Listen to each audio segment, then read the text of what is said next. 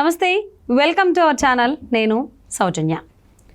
ఏపీలో elections పూర్తయిపోయి polling కూడా అనుకున్న దానికంటే ఎక్కువగా అంటే 81% పోలింగ్ నమోదైందని చెప్పేసి లెక్కల ప్రకారం మనకు తెలుస్తోంది. కానీ గెలిచేది మాత్రం జగన్మోహన్ రెడ్డి అని చెప్పేసి తెలంగాణకు సంబంధించిన ఒక మాజీ మంత్రి కామెంట్ చేశారు. ఇది ఎంతవరకు వాస్తవం ఏంటి? ఈ అంశానికి సంబంధించి మనతో మాట్లాడడానికి, వారి విశ్లేషణని మనతో పంచుకోవడానికి ఈరోజు మనతో పాటు ఉన్నారు సీనియర్ జర్నలిస్ట్ దుర్గా కుమార్ గారు ఉన్నారు. వారితో మాట్లాడదాం. నమస్తే అండి. నమస్కారం. మా సౌజన్య, మన వీక్షకులకు కూడా నమస్కారం. తెలంగాణ మాజీ ముఖ్యమంత్రి కేటీఆర్ గారు నెక్స్ట్ మళ్ళీ గెలవబోయేది కూడా జగన్మోహన్ రెడ్డి అని చెప్పి కామెంట్ చేశారు. సో పోలింగ్ అంతా కూడా 81% నమోదైంది. సో అదంతా కూడా ప్రభుత్వ వ్యతిరేక ఓటు అని చెప్పి రాజకీయ విశ్లేషకులు అభిప్రాయపడుతుంటే కేటీఆర్ గారు ఈ రకంగా కామెంట్ చేశారు. ఈ రెండిట్లో ఏది ఎక్కువగా జరిగేటువంటి అవకాశం ఉందని మీరు భావిస్తున్నారు? అంటే ఇక్కడ కొన్ని విషయాలు చర్చించాలమ్మా. కేటీఆర్ గారు గతంలో చంద్రబాబు నాయుడు గారిని అరెస్ట్ చేసిన సమయంలో ఆంధ్రప్రదేశ్ రాజకీయాలతో మాకు అనవసరం, మాకు సంబంధం లేదు, అది పక్క రాష్ట్రంలో జరిగే డెవలప్మెంట్ కాబట్టి మాకు సంబంధం లేదన్నాడు. కానీ ఎందుకో వాళ్ళు వైఎస్ఆర్సీపీతో వాళ్ళకు ఒక ఫెవికాల్ బంధం ఉన్నట్టుగా ఏ సందర్భం వచ్చినా కేసీఆర్ గారు కానీ వారి కుమారుడు కేటీఆర్ కానీ ఆంధ్రప్రదేశ్లో జగన్మోహన్ రెడ్డి గెలుస్తాడని జోస్యం చెప్తా వస్తున్నారు. ఇటువంటి సందర్భం వచ్చినా దానికి ఉపయోగించుకుంటున్నారు. అంటే అది వాళ్ళ విష్ఫుల్ థింకింగ్ అయితే అవ్వచ్చు, తప్పేం లేదు, వాళ్ళకి ఉన్న వ్యక్తిగత సంబంధాలు స్నేహం భావంతో. కానీ అది వాళ్ళు పైకి కూడా చెప్పటం వలన ఓ రకంగా కొన్ని రాజకీయంగా కూడా వాళ్ళకి కూడా ఇబ్బందులు వస్తున్నాయి. ఎందుకంటే కొన్ని రాజకీయ ఈక్వేషన్స్ మారుతున్నాయి. గతంలో కూడా చంద్రబాబు నాయుడు గారు అరెస్టు కనుక వాళ్ళు ప్రస్తావించకుండా ఉన్నంతసేపు వాళ్ళ విజయ అవకాశాలు బాగున్నాయి.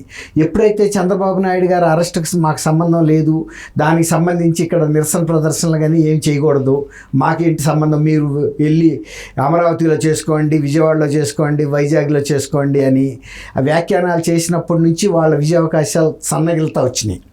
అట్లాగే ఇప్పుడు కూడా ఇప్పుడు 81% పోలింగ్ వచ్చింది అంటేనే సహజంగా చాలామంది అనుకుంటుంది ఏంటంటే విశ్లేషకులు, గతంలో కూడా 79% వచ్చింది. అప్పుడు కూడా యాంటీ గవర్నమెంట్ ఓటే అనేది విశ్లేషించారు, అది కరెక్ట్ అయింది. అప్పుడు జగన్మోహన్ రెడ్డి గెలిచారు 2019లో. ఇప్పుడు అంతకన్నా కూడా ఒక 1-2% కూడా పెరిగింది. ఎక్స్పెక్ట్ చేస్తున్నారు గతం కన్నా 1-2% పెరుగుతుందని, ఇంకా అసలు అప్ టు 85% కూడా ఎక్స్పెక్ట్ చేశారు. బట్ నిన్న వాతావరణం బాగా సానుకూలంగా లేకపోవటం, బాగా ఎండ ఎక్కువగా ఉండటం, తర్వాత ఇది సురుగ్గా పోలింగ్ జరగల ప్రాసెస్, దాని మూలాన కొంతమంది నిరుత్సాహపడి వెళ్ళిపోవటం మూలాన కొంత తగ్గింది. లేకపోతే 83-84% కూడా వచ్చేదేమో. అది యాంటీ గవర్నమెంట్ ఓట్ అనేది ఎవరైనా చెప్పగలుగుతారు. తర్వాత ఇప్పుడు మనకి ఫీల్డ్ నుంచి వస్తున్న రిపోర్ట్స్ కూడా జగన్మోహన్ రెడ్డి గారి ప్రభుత్వానికి వ్యతిరేకంగానే వస్తున్నాయి. కానీ వీళ్ళకి ఏంటంటే జగన్మోహన్ రెడ్డి గారు ఓడిపోవటం అనేది వీళ్ళకి ఇష్టం లేదు. ఎందుకంటే వీళ్ళకుంటే ఫెవికాల్ బంధం అలాంటిది. ఇక మొన్న 2023 ఎలక్షన్స్ అప్పుడు కూడా అసెంబ్లీ ఎలక్షన్స్లో అప్పటికే కేసీఆర్ గారి ఓటమి almost writing on the wall లాగా ఉంది. కానీ జగన్మోహన్ రెడ్డి గారు తన ఆఖరి ప్రయత్నంగా తెల్లవారితే ఎలక్షన్ అనగా రాత్రి నాగార్జున సాగర్ మీదకు ఒక 1000 మంది సాయుధ పోలీసులు పంపించాడు.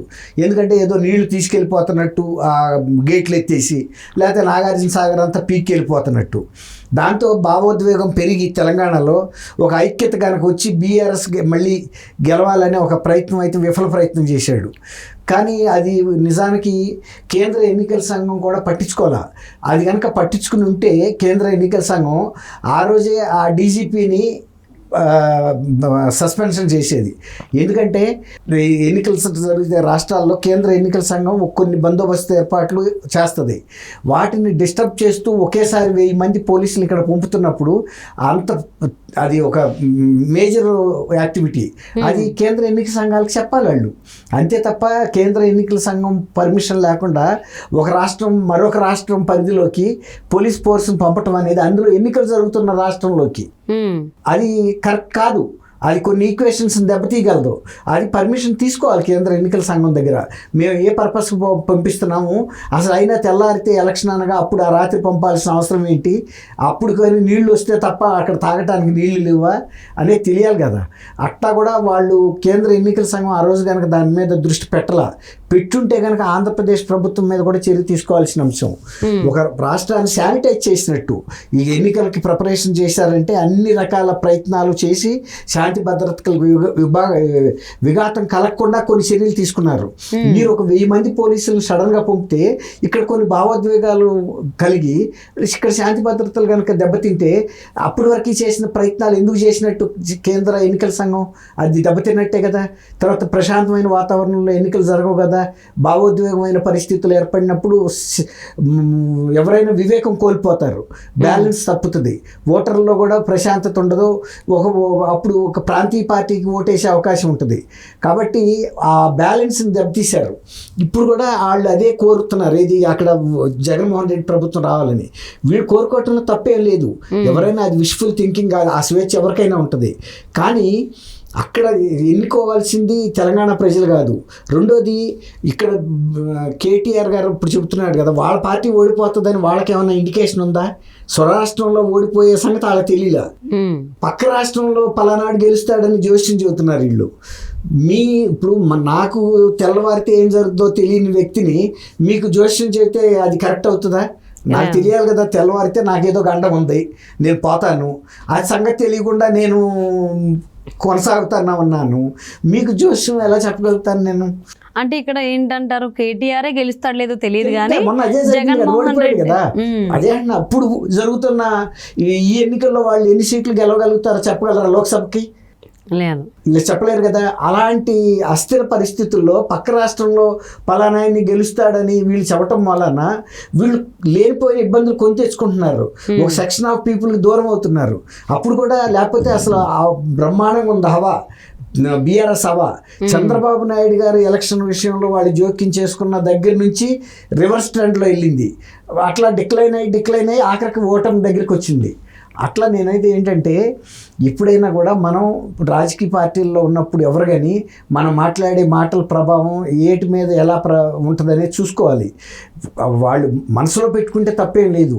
కానీ అక్కడ ఆంధ్రప్రదేశ్ ప్రజలంతా సపోజ్ జగన్మోహన్ రెడ్డి గారు వద్దు అని కోరుకున్నారనుకోండి, ఈయన గెలుస్తాడు అని చెబితే ఈయన మీద కూడా కొంత వ్యతిరేకత ఏర్పడుతుంది కదా. మేము వద్దు అనుకుంటున్న వ్యక్తిని ఈయన ఎట్లా మా మీద రుద్దుతాడని. ఇప్పుడు ఆయన పరిపాలన బాగుంటే ఆయన గెలుస్తాడు, పరిపాలన బాగోకపోతే ఓడిపోతాడు, అంతే కదా. మనం ఎవరు దానికి బాధ్యులం కాదు. ఇప్పుడు ఈయన అడిగి ఆయన ఏం పరిపాలన చేయలే, ఆయన చేసిన దాష్టికాలన్నీ ఇక్కడ జరగల, అయినా కూడా ఈయన ఓడిపోయాడు. కానీ అక్కడ కొన్ని వర్గాల ప్రజల మీద, ఒక వర్గం కాదు అన్ని వర్గాల ప్రజల మీద జరిగింది. ఉద్యోగులతో ఆయన సున్నం పూశాడు, ఉపాధ్యాయులతో చూశాడు, అన్ని వర్గాల ప్రజలతో అట్లాగే ఉంది. తర్వాత రైతులకి సంబంధించిన చట్టం, రైతు ల్యాండ్ టైటిలింగ్ యాక్ట్ లాంటివి తీసుకొచ్చాడు, ప్రజా వ్యతిరేకమైనవి. చాలా ఒక రకం కాదు, వీటన్నిటి దృష్ట్యా ఆయనకి మీద ప్రజల్లో వ్యతిరేకత వచ్చినప్పుడు వీళ్ళు పదే జగన్మోహన్ రెడ్డి గారికి ఎందుకు జాకీలు వేసి లేపుతున్నారో అర్థం కావట్లా. అవును, ఈ మధ్య కాలంలో ఈవెన్ ఇంతకు ముందు ఒక ఛానల్కి ఇచ్చినట్టు ఇంటర్వ్యూలో కేసీఆర్ కూడా ఇదే అన్నారు, మళ్ళీ జగన్మోహన్ రెడ్డి గెలుస్తాడు అని. ఇప్పుడు కేటీఆర్ అన్నారు. మరి ఈ ఎఫెక్ట్ వీళ్ళ మీద ఎలా ఉంటుంది, అక్కడ ఆయన మీద ఎలా ఉంటుంది అనేది చూద్దామండి. రిజల్ట్స్ టైం వరకు వేచి చూద్దాం. Thank you so much Durga.